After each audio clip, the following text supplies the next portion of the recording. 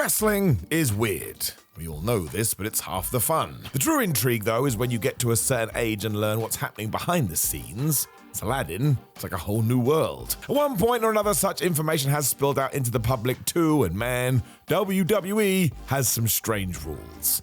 And would you like some of them? Clearly, that's why you clicked this.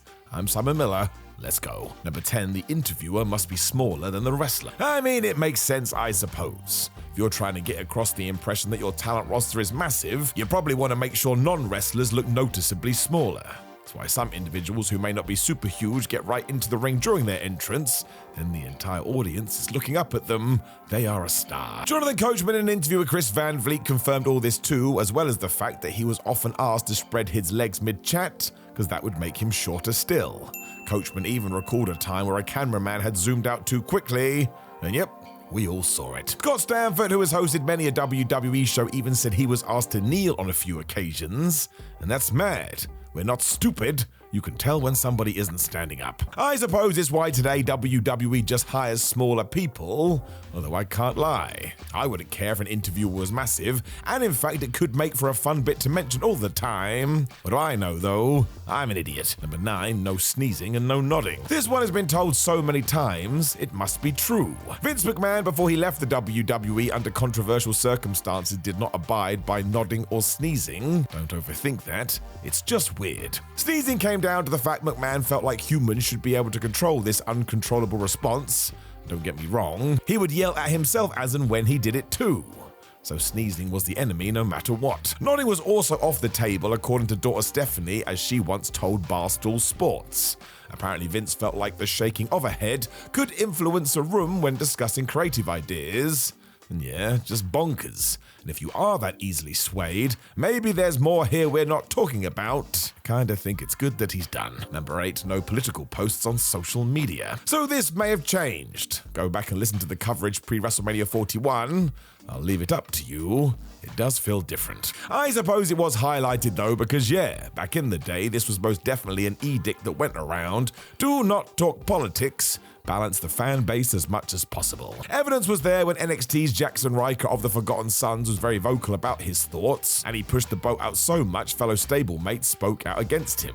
He was very aggressive with it. It's only fair to say WWE felt like Ryker should be allowed to express his freedom of speech, but still.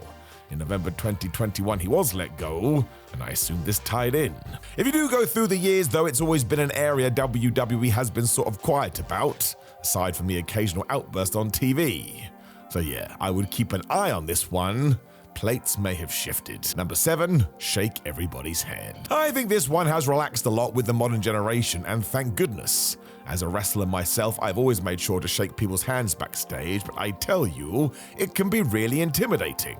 If somebody looks busy, you don't want to bother them. At one point in time, this was considered offensive, however, so much so, if you miss somebody, you could get in trouble.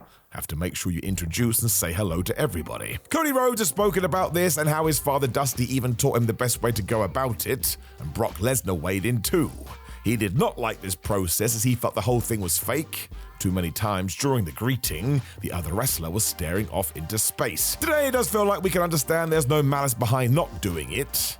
Still probably is likely better to just say hello as much as you can. Number 6, the third-party platform. It is hard to figure out what is and isn't allowed these days, but yeah. Back in 2020, WWE told talent they could no longer earn additional income from third-party companies such as Twitch. The rule was that if you were a WWE superstar, your likeness is licensed to generate revenue for the promotion. Of course, quite rightfully, the term independent contractor was soon thrown around, and given this was triggered during the pandemic, a lot of people were upset. It felt really unnecessary. The rumors stated that many a wrestler went to Vince McMahon to explain why this was a bad decision.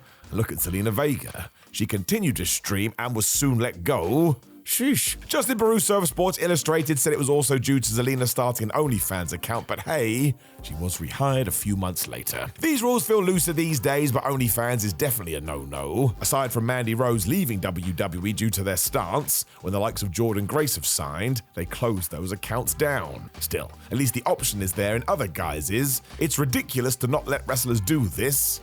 Surely it can only help. Number 5, no getting into bar fights, unless you can win. What a rule. Now this one is super old school when promoters were trying to convince the public that wrestling was legit. These are fighting people. Bill Watts in particular was a stickler for this because he felt if a story got out that one of his champions was beaten up in a bar, any believability they have was out the window. And sure, I get that, but at the same time, no. It's a huge reason why when in the mid-90s Shawn Michaels got beaten up in a Syracuse bar, there was extra chatter. He was meant to be one of the top stars in the WWF and just got sent to the hospital. At the same time, he was jumped by multiple Marines, so unless Superman was around, yeah, he was never going to be able to hold his own. That is why it's far better what wrestling has evolved into. Shouldn't be punished for getting your ass whipped, although at the same time, maybe just don't get into outside fights, then everybody wins. Number 4, the dress code. This one feels like it's way more relaxed today too. You see wrestlers turn up to shows all the time, feels like they get to choose what they wear. In 2004 it was different as Vince McMahon did enforce a dress code to try and raise the standard of the company. It was suit and ties always. Bruce Pritchard talked about this on his podcast and even he felt like it went too far. If you were a Ric Flair or a Batista who had already suited up it was fine, but let's look at a Randy Orton. He didn't like this at all, especially because he was on the road all the time. Dude wanted to just chill out. The story is Chris Jericho, Molly Holly, Hardcore Holly, and Edge all tried to reverse it. It didn't work. And then, of course, there's the CM Punk rumor. Apparently, he was so against this, he dressed how he wanted when The Undertaker had a word. Punk didn't understand why somebody like John Cena was able to get away with it based on it not suiting his character, because he wanted to do that too. Without missing a beat, Taker just told Punk, well, you ain't John Cena.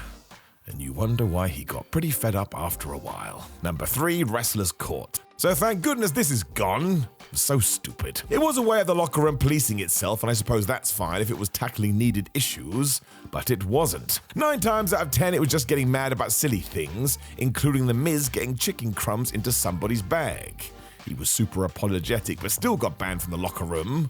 Talk about unnecessary. Teddy Long was told off too for selling Viagra to other wrestlers, and Daivari for some reason was forced to do 1,000 squats in front of the roster. Apparently he had been disrespectful. Seth Rollins admitted in an interview in 2016 it no longer exists, and good. It didn't help anybody, and dare I say it, if some tales are true, it's just outright bullying. Nobody needs it. Number 2, don't leave early. This is still real everywhere and I get it. Your co-workers are still going, support them. It's not really a rule and more of an ethical code between wrestlers, especially because there's always something to learn.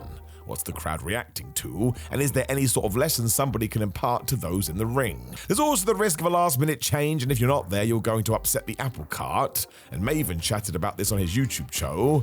Again, it's most definitely a thing. I can confirm that too, even on an independent level. If you do need to scoot, you have to ask. It's just the right thing to do. Number 1, don't drink before a match. I mean, yeah, we often forget this today. You are taking somebody else's life in your hands during every single match. Do not take liberties. I'm sure most know this, but in 2012, WWE.com did upload an article with some rules, one of which was the talent not being allowed to consume alcohol within 12 hours of competing. Feels like it should be 24 hours.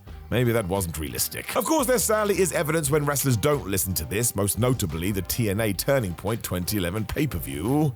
Let's just say Jeff Hardy was in no condition to compete. WWE has on occasion used this on-screen too to forward a story, but hopefully it's more strict today.